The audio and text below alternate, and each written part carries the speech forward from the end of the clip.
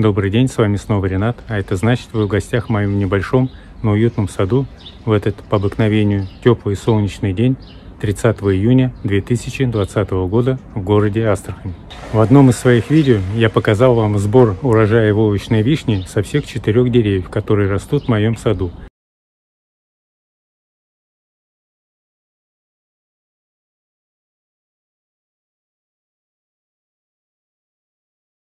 В сегодняшнем видео я хочу вам показать, что же происходит с волочной вишней после того, как мы собираем с нее плоды, в каком она находится состоянии. Приятного вам просмотра. Итак, это первая волочная вишня, самая большая из всех 4. Урожай был собран. Сразу же на следующий день я осуществил хороший полив, подкормил фертикой весна-лето, в которой присутствует и калий, и фосфор, и азот, так как дерево отдало много сил. Для того, чтобы подарить урожай, соответственно, его надо подкормить. Не забывайте это условие. Подкормка и полив на следующий день или там, через день после сбора урожая.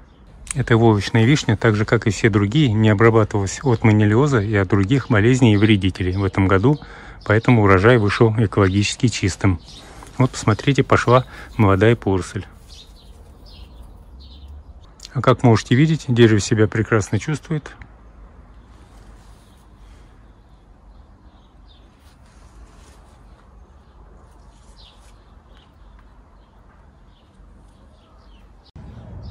Это вторая волочная вишня, плоды которой мы тоже собрали. Полил я на следующий день после сбора плодов. Посмотрите, какой пошел усиленный рост молодой поросли.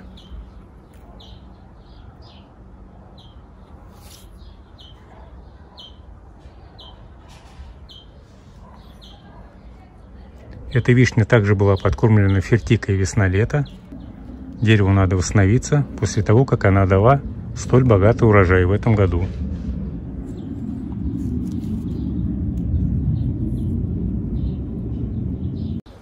Поэтому обязательно подкармливайте волочную вишню и поливайте на следующий день после сбора урожая. Я подкармливаю фертикой весна-лето 1,5–2 столовые ложки. Здесь содержится и азот, и калий, и фосфор. Все то, что необходимо волочной вишне. Очень интересно обстоит дело с третьей волочной вишней, которая перед вами. Посмотрите, урожай у этой вишни был вот на этой ветке, которая высохла сразу же после сбора урожая. Смотрите. То есть еще недавно здесь были плоды, которыми мы любовались, а сейчас это такая безжизненная ветка. А вторая основная ветка, несущая, она вот, которая была с плодами, она в удовлетворительном состоянии. И что мы видим? Одновременно очень сильный рост молодой поросли, то есть которая буквально выросла за 3 недели. То есть на следующий год это будут основные ветки, на которых будут располагаться плоды. Произошло так называемое взаимоомолаживание. А вот эта ветка, видите, все, она на следующий год, скорее всего, уже будет не действовать, и весной я это все дело обрежу. Так же, как и вот эту ветку.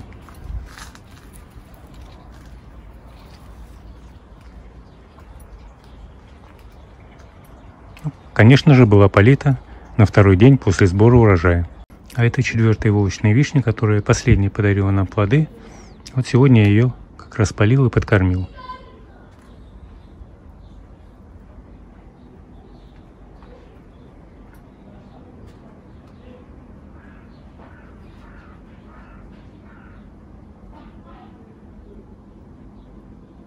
На этом мое короткое видео подошло к концу. В нем я постарался показать вам, что же происходит с волочной вишней после сбора плодов.